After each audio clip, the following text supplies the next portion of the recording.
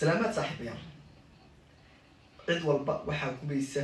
dhacdada maalmahan taagan ee lagu tactinayo dumarkana Soomaaliyeed ma ahan wax laga raadiyo sharaf ma ahan wax caanimo laga raadiyo waxaad gudubka hablaheena qiimaha qadarinta mudan waxay naga mudan yihiin sharaf eeg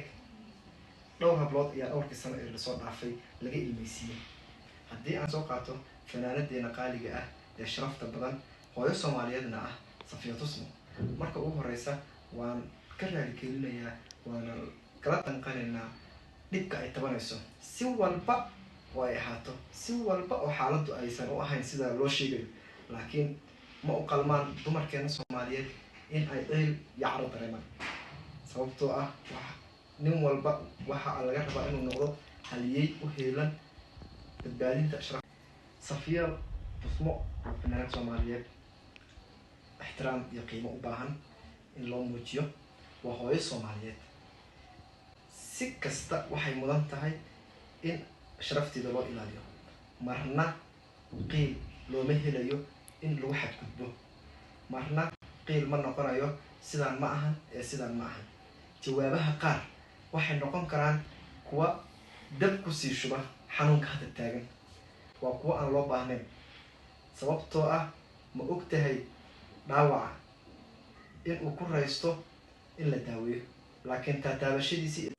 tanqintiisa inay uga sii darayso waxaa loo baahan yahay in xal waara oo guud laga gaaro arrintaas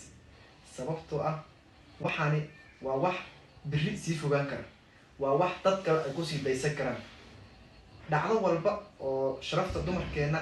lagu waxyeeleeyo meeshooda in looga tago ma ahan wax saxan ah sababtoo ah dhacdo kaste oo sharafta dumarkeena waxyeelo lagu geysto waxa ay ahayd in si sax ah loo wajaho in aan la qarin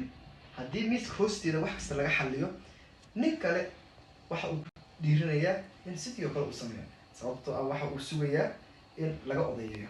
laakiin haddii xalku cid walba aragto kuma dhiirin karaan damiir lawaayaasha kale arrimahan oo kale ee farxmada ah haddaba Safiya mar kale waxaan leeyahay hooy macaan walaasheen macaan malyan jeer naga raali noqo ma ahan waxaad u qalanto anagoo ubadkaagii ah anagoo ah walaalaha isku soo duub waxaan ku leenahay raali aho ma ahan waxaad u qalanto laakiin ogow hal mid ayaan kuu sheegayaa qofka qiimaha badan qofka kartida leh qofka sharafta waxa uu ku dhiiradaa isla markaana arrimahan oo kale uu ka qaadaa kalsooni istaag kor u kac karabkaaga ayaa la taagan yahay qosol